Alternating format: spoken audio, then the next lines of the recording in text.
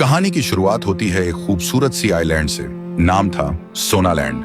जितना प्यारा नाम उतनी ही चमक थी उस जगह में। यहाँ के पेड़ों से जैसे सोना टपकता हो और हवा भी सोने की खुशबू से महकती हो। और इस सपनों के सोनालैंड में रहता था राइस्टार। राइस्टार को सोने से इतना प्यार था कि उसने सोना नाम की लड़की से ही शादी कर ली और राइस्टार अपनी बीवी से बेपनाह मोहब्बत करता था।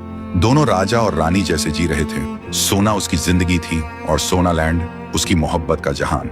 एक दिन दोनों टीवी देख रहे होते हैं, तभी राइस्टार की वाइफ के फोन पे मम्मी का कॉल आता है और बोलता है, बेटा जल्दी आजा, मेरी तबीयत बहुत खराब है, कहीं ऐसा ना हो कि तू मुझे जिंदा ना देख पाए। वाइफ घबरा जाती है और बोलती है, राइस्टार प्लीज मुझे एयरपोर्ट छोड़ो, अभी मम्मी के पास जाना पड़ेगा। राइस्टार बोलता है, चलो, और दोनों निकल जाते हैं। और एयरपोर्ट पहुंचते ही राइस्टार अपनी वाइफ से बोलता है, अच्छे से जाना, मैं सोनालैंड को अकेला नहीं छोड़ सकता। उनकी वाइफ बोलती है, ठीक है, लेकिन तुम भी अपना ख्याल रखना, मैं जल्दी वापस आ जाऊंगी। सब कुछ सही चल रहा था, लेकिन किस्मत को तो कुछ और ही मंजूर था। उधर दुनिया का दूसरा सबसे अमीर आदमी, नाम था व्हाइट 444, लेकिन वो अमीर बना था लोगों के खून से।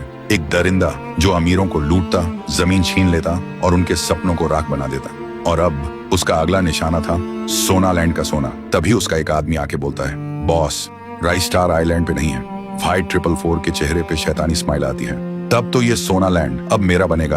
और फिर अपने आदमियों के साथ सोनालैंड पर टूट पड़ते हैं। हर एक सोने का टुकड़ा गहने ट्रक में भर के ले जाने लगता। जितनी भी महंगी महंगी गाड़ियां थी, हेलीकॉप्टर, सब लूट लिया जाता है। राइस्टार बीवी को एयरपोर्ट छोड़ने के बाद घर लौट चुका होता है।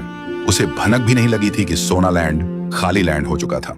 वो टीवी ऑन करता है और सामने आती है ब्रेकिंग न्यूज, प्लेन क्रैश, सभी लोग एक ही झटके में राख हो गए, कोई जिंदा नहीं। राइस्टार का दिल एक सेकंड में छलक जाता है और वो सीधा क्रैश साइट की तरफ भागता है।